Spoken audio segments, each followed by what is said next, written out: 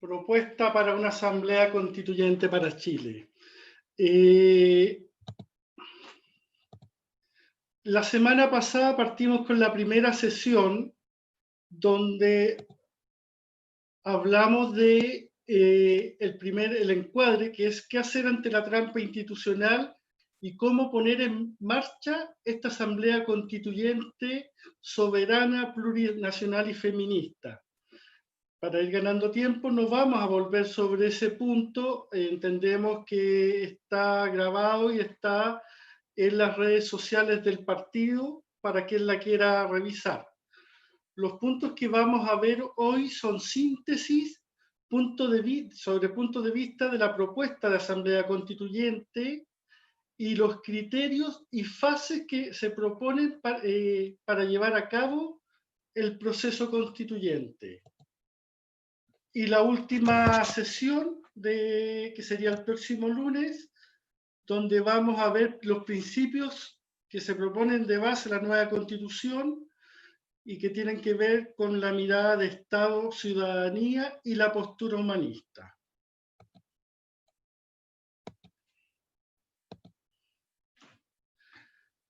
Estamos ante una situación histórica, que es lo que hemos estado planteando y explicamos el lunes pasado, de un nuevo trato social. Inclusive hay varios que plantean que por primera vez, si realizamos una asamblea constituyente, podríamos tener un trato social porque habría un diálogo entre las partes que permitiría llegar a una nueva constitución, cosa que no ha existido en Chile. Siempre ha sido, o por lo menos las tres constituciones más importantes que hemos tenido en la historia de Chile, han sido impuestas desde la oligarquía chilena, ya sea por engaño con Alessandri o mediante la fuerza y golpes de Estado. Dentro de este proceso, para llegar a un trato social, lo que nosotros estamos promoviendo es pasar desde un estado de democracia formal, donde se ha entendido que la democracia es solo y exclusivamente el acto de votar, pero no de deliberación y de participación, no de propuestas de la ciudadanía que se traduzcan en leyes, que se traduzcan en cambios dentro de la sociedad. Entonces, lo que nosotros estamos promoviendo con esto es dar ese paso a un tipo de democracia que sea real, que sea participativa y que se vaya construyendo en conjunto. Y de esta forma ir disminuyendo esa distancia que existe hoy entre el poder político y el poder ciudadano. Distancia que queda totalmente clara y reflejada en el Acuerdo por la Paz, donde salimos millones de chilenos a la calle a pedir fin al abuso, traducido en un cambio de constitución mediante una asamblea constituyente, y el poder político dice, no, lo van a hacer como nosotros queremos.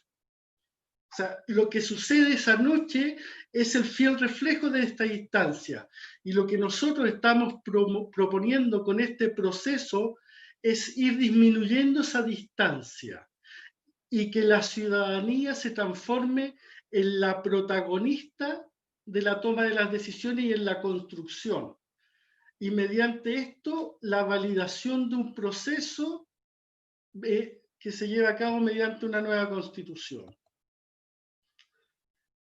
Hay otro punto de vista que es importante, que nosotros estamos planteando, que todo delegado de la Asamblea Constituyente debe tener su origen a través de su participación en asambleas o cabildos. La única forma que yo, ciudadano o ciudadana, pueda ser parte de este proceso es que se exprese mi participación a través de las asambleas barriales y los cabildos. Porque esta es la forma, es este el espacio donde se va a deliberar y donde vamos a discutir en conjunto y llevar a cabo las propuestas. Es el espacio base desde donde vamos a ir construyendo esta nueva constitución. Otro punto de vista importante es que la fase final que nosotros proponemos, que es la fase nacional, no es una fase deliberativa, es solamente una comisión redactora del texto final. ¿Por qué? Porque todo el proceso deliberativo se ha dado en las asambleas y en los cabildos. Es en la base donde discutimos, deliberamos y determinamos lo que queremos como país. No es acá arriba, es en la base. O sea, damos vuelta al triángulo. Y lo que hace esta comisión final es redactar lo que hemos acordado entre todos y todas.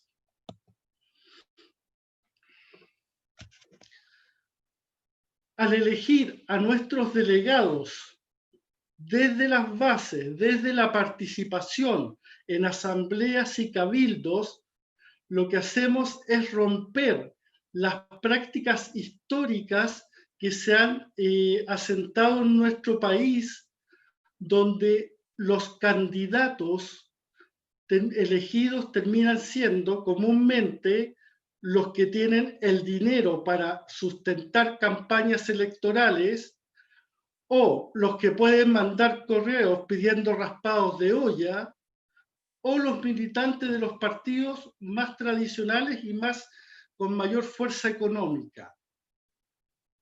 Al ser elegidos los delegados desde las bases, en verdad da lo mismo si ese delegado es militante o no. Lo que lo valida es su trabajo, su participación en la asamblea o cabildo y que el resto de su comunidad lo valide, se sienta representado por él o por ella.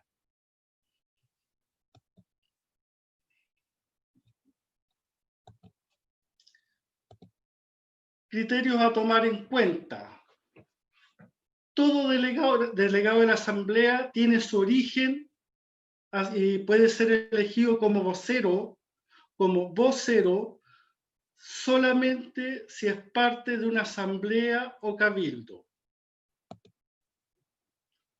La asamblea constituyente en su fase nacional, vuelvo ahí a lo que estábamos explicando recién, es solamente una comisión que redacta el texto final, que es lo que se ha discutido en las bases y se ha ordenado en las comisiones, en las asambleas regionales. No voy a entrar muy en detalle acá porque Leti lo va a explicar luego en las distintas fases del proceso.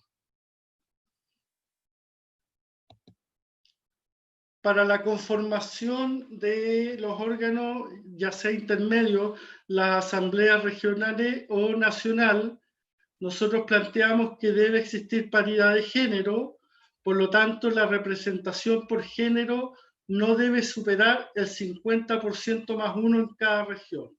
Y con eso aseguramos de que se establezca una paridad de género. Pero también planteamos que dentro de la participación, que dentro de la forma de configuración de estos estamentos regional y nacional, se debe asegurar la participación y aporte de los pueblos originarios en proporción a la distribución nacional que estos tengan y por su distribución geográfica con respecto al último censo. Sabemos que el último censo tiene una validez bastante cuestionable, pero es lo legal que tenemos desde donde poder tomarlo. Cada ciudadano que quiera participar en este proceso debe participar solamente en un cabildo o asamblea. Por lo tanto, debe estar inscrito formalmente ante ese cabildo. Cuando hablamos de asambleas y cabildos, hablamos de que pueden ser territoriales o temáticos. Un artista puede participar y ayudar a crear con otros artistas asambleas en la comuna de Santiago que tengan que ver con su tema. Y esto va a permitir de que puedan dialogar en torno a sus temáticas y desde su realidad levantar propuestas hacia una nueva constitución, pero sin perder de vista de que estas formas de organización deben estar insertas igual en un territorio. ¿Puedo tener la libertad de cambiarme de asamblea? Sí, renunciando a la que estoy en este momento inscrito e inscribiéndome en la otra asamblea.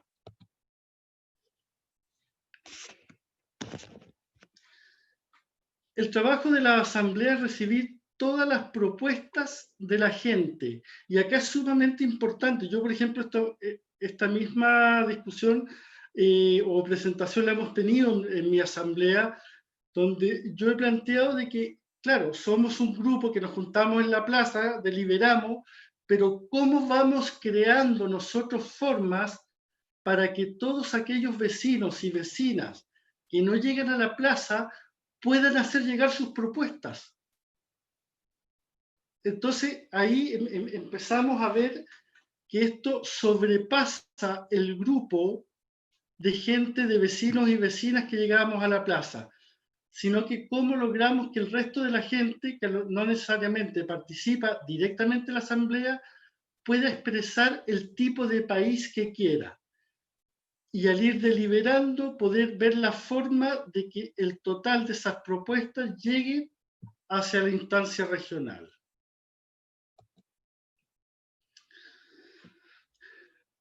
Nosotros damos acá una labor bien importante a los municipios en el sentido de que ellos deben dar el total apoyo a este proceso y para eso proponemos que las distintas asambleas se acojan a la ley 20.500, que es la ley de asociación y participación ciudadana en la gestión pública, lo que va a permitir validar quiénes son los y las integrantes por cada una de las asambleas y no haya gente que esté en una y otra sin haber renunciado a la primera que se inscribió.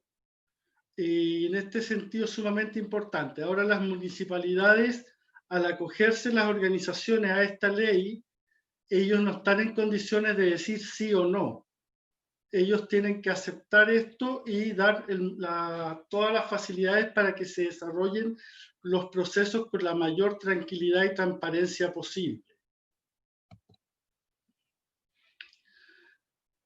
Proponemos que dentro del desarrollo de las asambleas regionales, el rol de la asamblea regional es sistematizar y analizar la información que va llegando desde las asambleas comunales. Y proponemos que en esta instancia exista asesoría metodológica en cada una de las asambleas regionales. Será la asamblea la que determine en forma soberana quién va a ser ese equipo que va a asesorar y no va a ser un equipo técnico impuesto desde un acuerdo como sucede hoy en día. Lo mismo para el nivel constituyente nacional.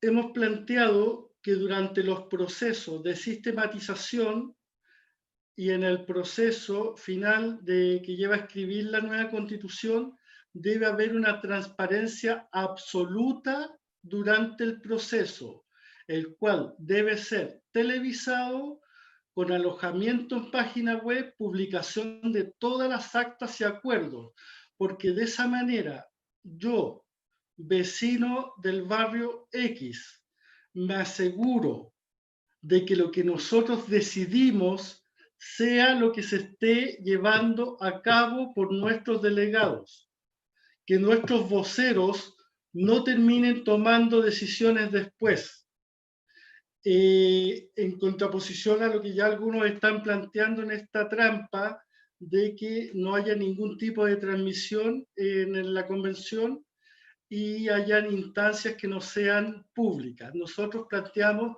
que todo el proceso de sistematización y el proceso de escritura de la nueva constitución debe ser absolutamente público y de pleno conocimiento de todos y todas.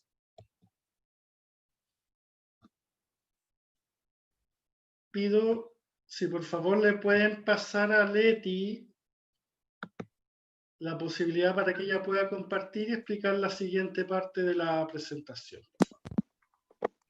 Gracias. Ya puedo. Hola, amigas y amigos. Qué gusto que nos encontremos nuevamente.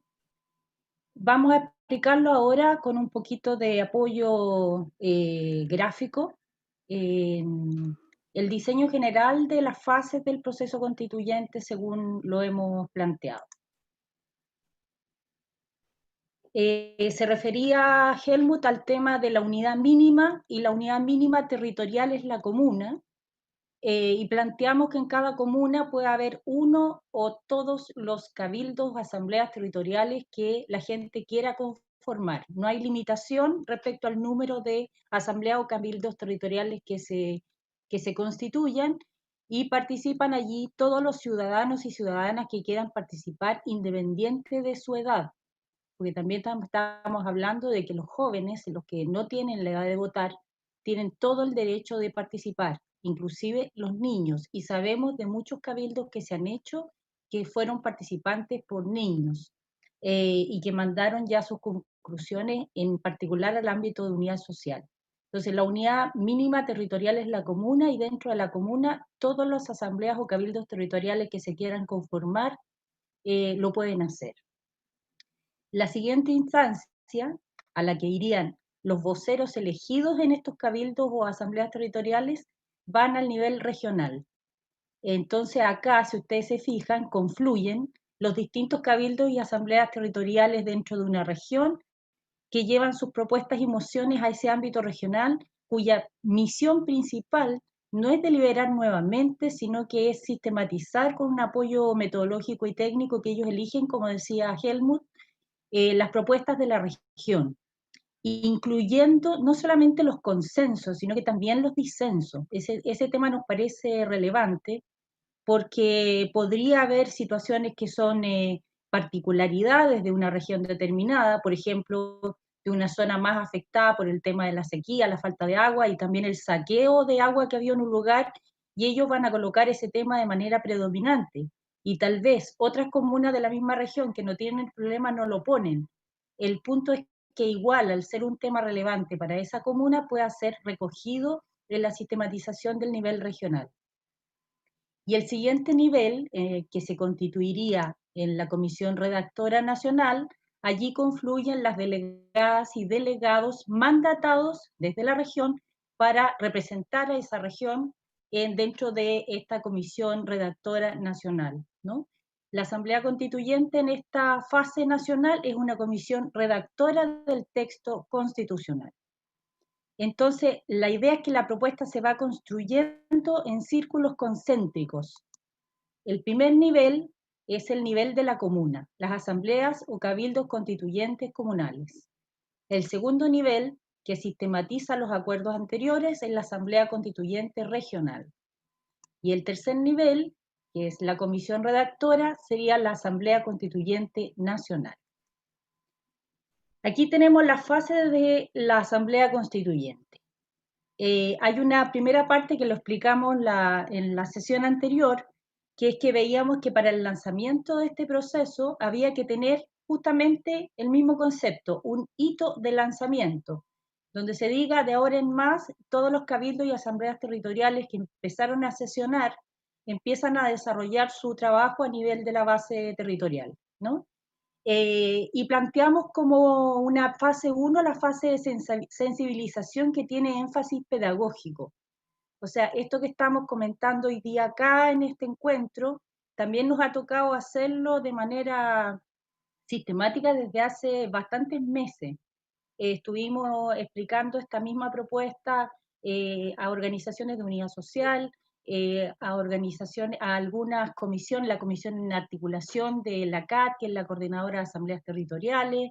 Hemos estado en varias convocatorias que nos han hecho de cabildo y asambleas explicando, pero acá le queremos poner un poquito más de énfasis, aparte de lo que pueda ser la actividad particular nuestra de sensibilización, que es una difusión política y metodológica que convoque masivamente a participar en todo Chile. Esta fase es un periodo de tiempo en que todos los medios de comunicación social y alternativos deberían centrar su interés en la difusión de la iniciativa y llamar a la formación o participación en alguna de las asambleas o cabildos comunales por la Asamblea Constituyente Soberana. Esa sería la primera etapa, sensibilización, que tiene sobre todo un énfasis pedagógico. La segunda fase es la fase de participación ciudadana y lo constituyen las asambleas o cabildos constituyentes comunales autoconvocados, que pueden ser, como decía Helmut, territoriales o temáticos.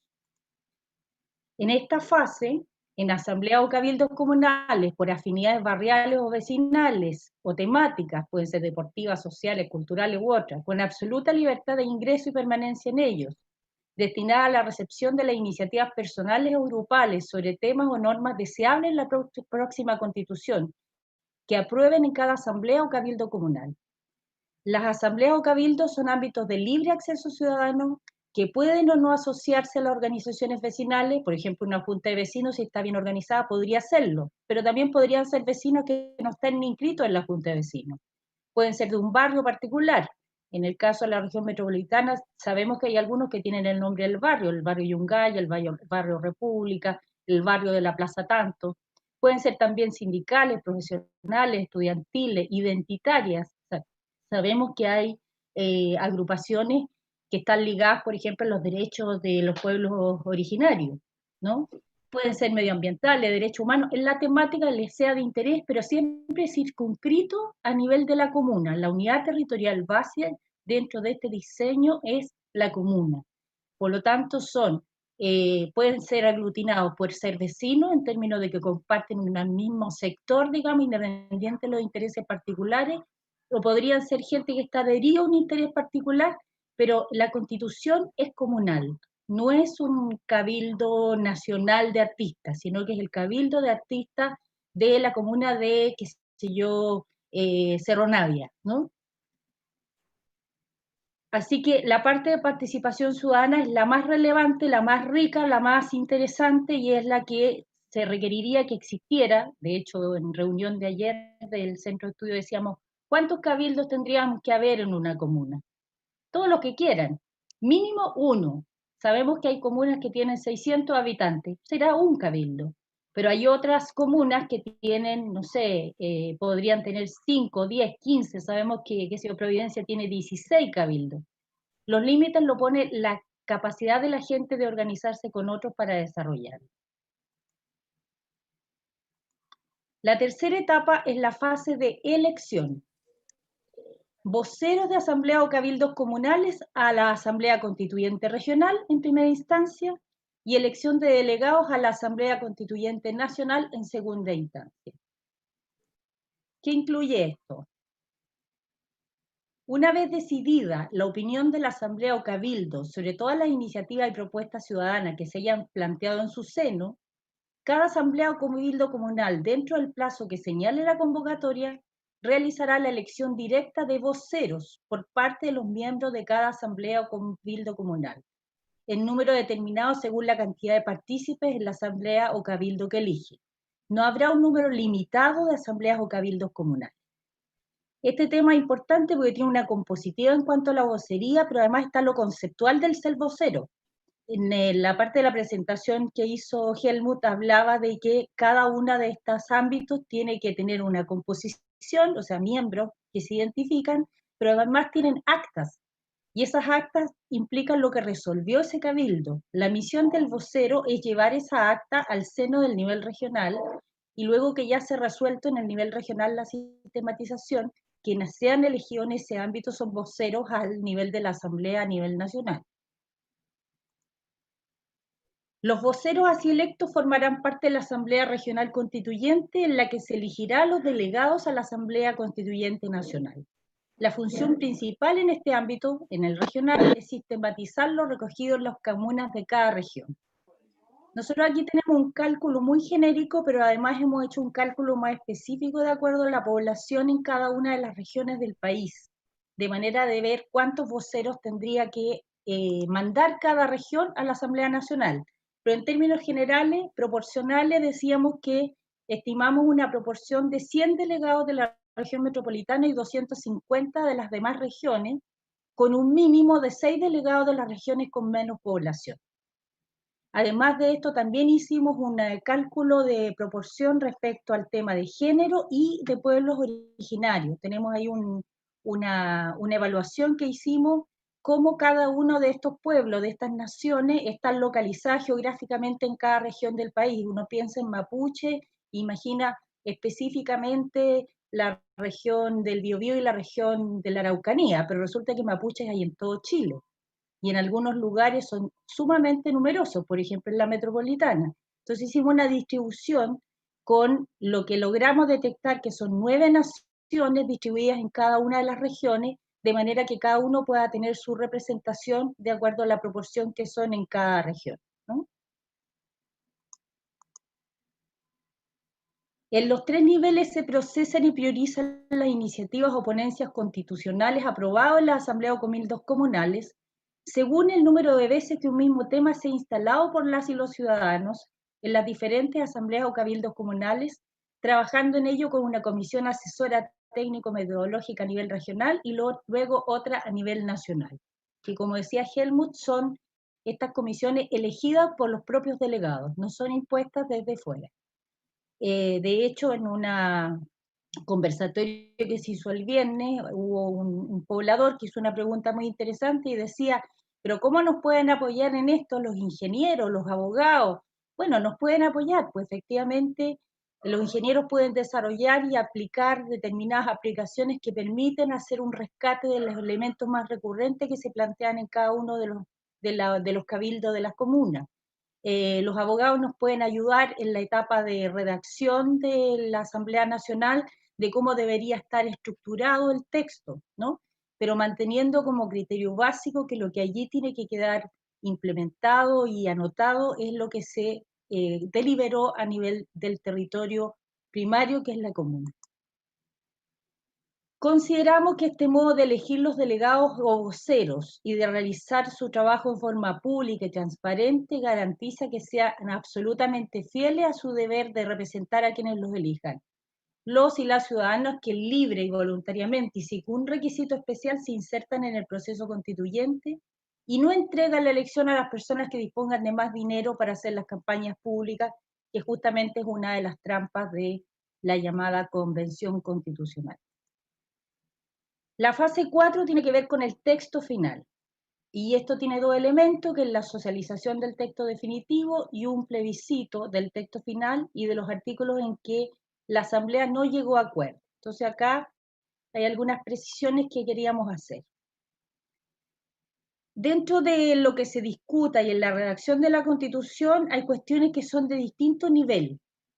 Hay un nivel madre, por así decirlo, porque de él se desprende la posibilidad del resto del articulado, que es la que tiene que ver con los principios rectores generales o los pilares de la nueva Constitución, como es la concepción de cuál es el Estado en que queremos vivir, si es un Estado de carácter subsidiario como es hoy día, o un Estado de carácter de derechos sociales, etcétera, distintas materias que son las que determinan el resto del articulado de la Constitución.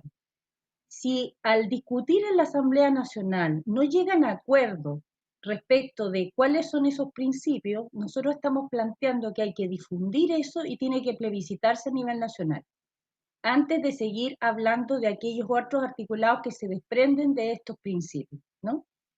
Para eso se necesita hacer una amplia difusión de las diversas posturas, de los disensos, de manera que la gente pueda elegir cuáles son los principios que los representan mejor, y eso es usando el plebiscito como instrumento.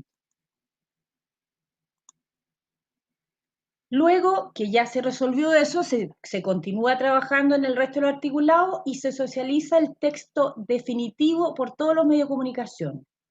Especial énfasis, en los artículos específicos en que la Asamblea no llegó a acuerdo. O sea, podría haber un cuerpo completo, esto se ha hecho en otros países. Hay ciertos elementos que son discutidos en la redacción final y hay ciertos elementos donde hay disenso significativo. Entonces, cuando se somete al plebiscito nacional, se pone el texto final en el que hay acuerdo y se colocan los artículos específicos en los que no los hay, de manera que la gente también se pueda pronunciar respecto de eso. Y luego viene el plebiscito nacional, donde se decide lo que sería el texto definitivo de la nueva Constitución. Entonces el proceso tiene esta estructura. La asamblea o cabildo comunal constituyente autoconvocado, que puede ser territorial y o temático, en la unidad mínima que es la comuna. Todas las propuestas arrojadas acá en sus actas respectivas, voceros los llevan al ámbito regional constituyente, que sistematiza las propuestas de la región, recogiendo los aportes de todas las comunas, y dentro de este ámbito se elige a los voceros de la región que irían a la Asamblea Nacional Constituyente, que su función es hacer la redacción del documento final. Y en términos finales se refrenda el texto definitivo mediante un plebiscito.